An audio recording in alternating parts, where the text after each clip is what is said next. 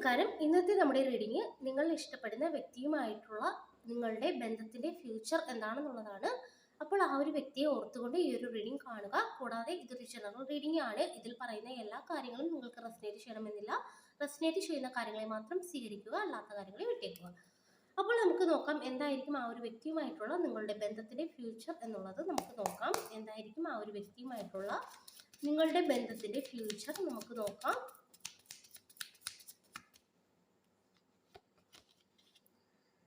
Eight of പെന്റക്കിൾസിന്റെ energy കിട്ടുന്നുണ്ട്. അതായത് ഈ ഒരു ബന്ധം, നിങ്ങൾ ഓർക്കുന്ന ഈ ഒരു വ്യക്തിയുമായിട്ടുള്ള ബന്ധം നല്ല രീതിയിൽ മുന്നോട്ട് പോകണമെങ്കിൽ നിങ്ങൾ രണ്ടുപേരും ഒരേ രീതിയിൽ ഈ ഒരു ബന്ധത്തിൽ അതായത് പരിശ്രമിക്കണം എന്നുള്ളൊരു എനർജി കാണിക്കുന്നുണ്ട്.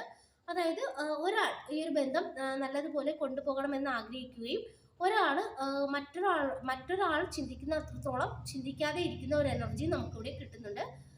അതായത് രണ്ടുപേരും ഒരുപോലെ ഈ ഒരു ബന്ധത്തിൽ ഒരു പരിശ്രമം കൊണ്ടുവരികയാണെങ്കിൽ ഈ ഒരു ബന്ധം നല്ല രീതിയിൽ മുന്നോട്ട് കൊണ്ടുപോകാനായിട്ട് സാധിക്കുമെന്ന് കാണിക്കുന്നുണ്ട്.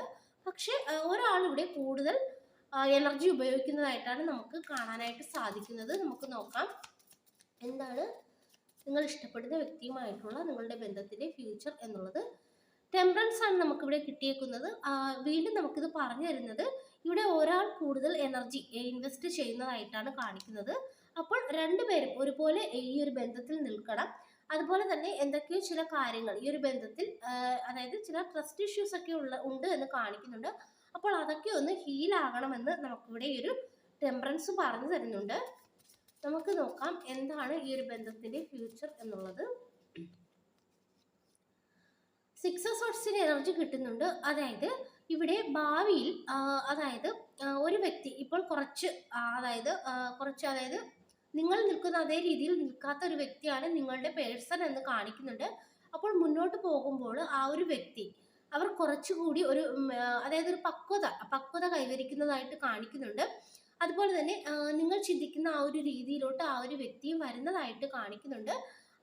അതുകൊണ്ട് തന്നെ നിങ്ങൾ ഒരേ രീതിയിൽ ചിന്തിച്ച് ഒരുമിച്ച് മുന്നോട്ട് പോകുന്ന ഒരു എനർജിയാണ് നമുക്ക് ഫ്യൂച്ചറായിട്ട് നോക്കുമ്പോൾ ഇവിടെ കിട്ടുന്നത്.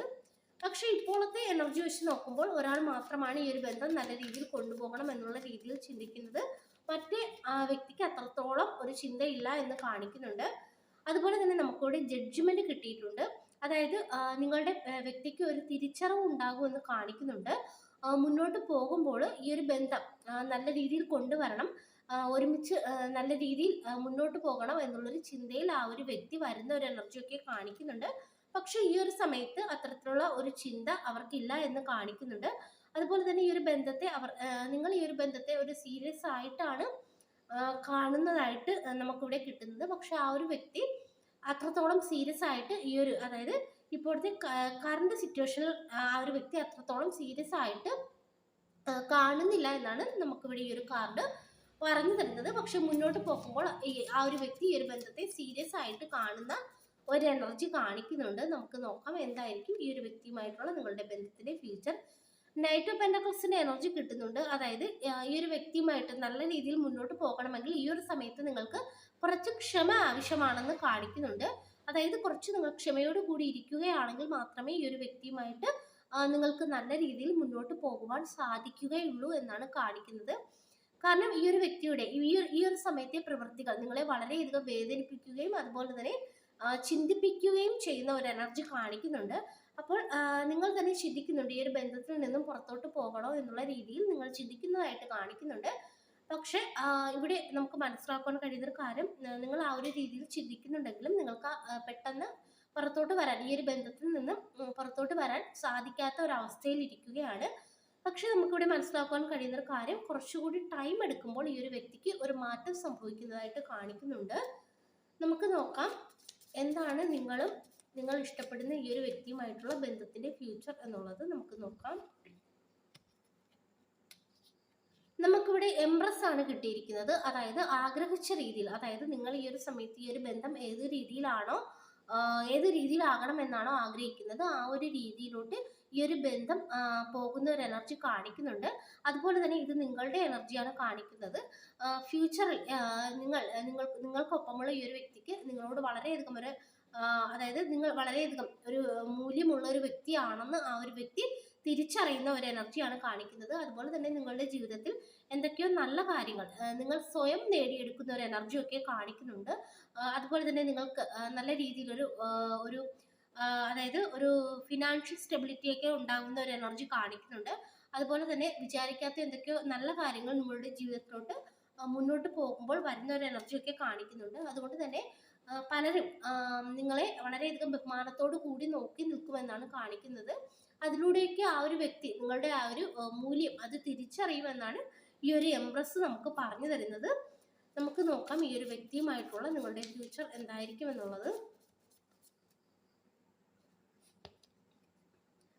പേജ് ഓഫ് സോർട്സിന്റെ എനർജി കാണിക്കുന്നുണ്ട്. അതായത് മുന്നോട്ട് പോകുമ്പോൾ ഈ ഒരു വ്യക്തി ഈ ഒരു സമയത്ത് നിങ്ങളോട് കുറച്ച് ഒരു ഡിസ്റ്റൻസ് ഇട്ട്, അതല്ലെങ്കിൽ നിങ്ങൾ ആഗ്രഹിക്കുന്ന ഒരു രീതിയിൽ നിൽക്കുന്നില്ല എങ്കിൽ പോലും മുന്നോട്ട് പോകുമ്പോൾ ഈ ഒരു സമയത്ത് നിങ്ങൾ ഏത് രീതിയിലാണോ ആ ഒരു വ്യക്തിയോട് നിൽക്കുന്നത്, ആ ഒരു രീതിയിൽ ഈ ഒരു വ്യക്തി തിരിച്ചാകുന്ന ഒരു എനർജിയാണ് നമുക്കിവിടെ കാണാനായിട്ട് സാധിക്കുന്നത്.